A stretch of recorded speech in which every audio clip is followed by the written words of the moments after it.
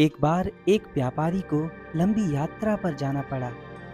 लंबी यात्रा पर पैदल जाना तो संभव नहीं था। इसीलिए उसने एक कुम्हार से बात की कि उसे उसका गधा किराए पर लेना है। यात्रा बहुत लंबी है। वह कुम्हार को मुंह मांगा किराया देने को तैयार हो गया। पहले तो कुम्हार ने गधा देने से मना कर दिया, पर व्यापारी के समझाने पर वो मान गया। कुम्हार को डर लगा कि कहीं व्यापारी उसका गधा खो न दे। तब वह क्या करेगा, क्योंकि यह गधा ही उसकी जीविका का एकमात्र सहारा था। अंत में ये तय हुआ कि गधे को हाँकने के लिए कुम्हार भी साथ चलेगा। गर्मियों का मौसम था और धूप भी बहुत तेज थी। दोपहर तक व्यापारी गधे की पीठ पर सवारी करता रहा, परंतु अब वो थक गया था और थोड़ा आराम करना चाहता था।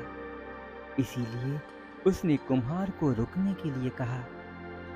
उसने अपने आसपास नजर दौड़ाई, पर उसे कहीं कोई पेड़ दिखाई नहीं दिया। उसने सोचा कि क्यों ना गधे की छाया में ही विश्राम कर लूं।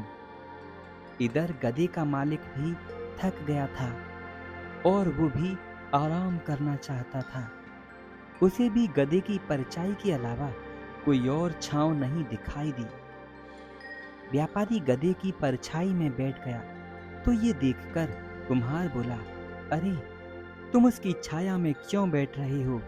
वहां से हटो, मैं बैठूंगा वहां पर। व्यापारी बोला, तुम गधे की छाया में विश्राम करने से कैसे रोक सकते हो? मैंने तुम्हें गधे के पैसे दिए हैं, इसीलिए मैं ही वहां बैठूंगा।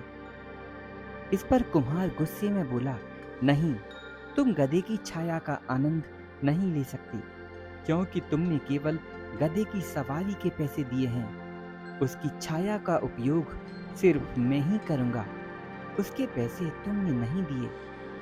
बस दोनों में इसी बात पर बहस होने लगी।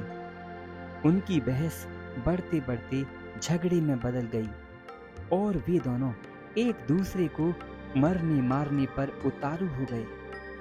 हालांकि गधों को मूर्ख समझा जाता है, पर यह गधा थोड़ा समझदार था।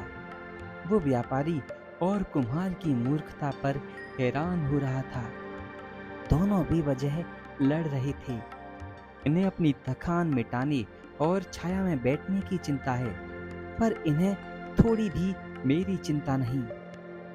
उसने इन दोनों को सबक सिखाने की ठान ली। दोनों को लड़ाई में व्यस्त देख गधा वहां से भाग खड़ा हुआ। दोनों को बहुत देर बाद समझ आया कि वे जिस गधे के लिए लड़ रहे थे वो तो कब का भाग गया। फलस्वरूप व्यापारी अपनी यात्रा पूरी नहीं कर पाया और कुमार को भी अपने गधे से हाथ धोने पड़े, जो कि उसकी कमाई का एकमात्र साधन था। अब व्यापारी और कुम्हार दोनों ही बड़े दुखी हुए। उन्होंने बेसिर पैर की बात पर लड़कर कितनी मूर्खता दिखाई और अपमान किया। प्यारे मित्रों, अक्सर हम भी ऐसा ही करते हैं। अपने परिवार में, अपने मित्रों में, सुहृदयों में छोटी सी तुच्छ चीजों के पीछे मनमुटाव कर लेते हैं। जो चीजें नश्वर हैं और क्षणभंगुर, उन चीजों के लिए हम अपने परिवार के कीमती प्यार को खो देते हैं, उनका अपमान कर बैठते हैं। इसीलिए संसार की किसी भी वस्तु के लिए कभी अपनों से नहीं लड़ना चाहिए। अपने मित्रों, माता पिता और अपने सुहृदयों का ध्यान रखना चाहिए। याद रखिए, रुपया, धन, जमीन और सांसारिक वस्तुएं तो आती और जाती रहेंगी, लेकिन ये मनुष्य जीवन सदा रहने वाला नहीं।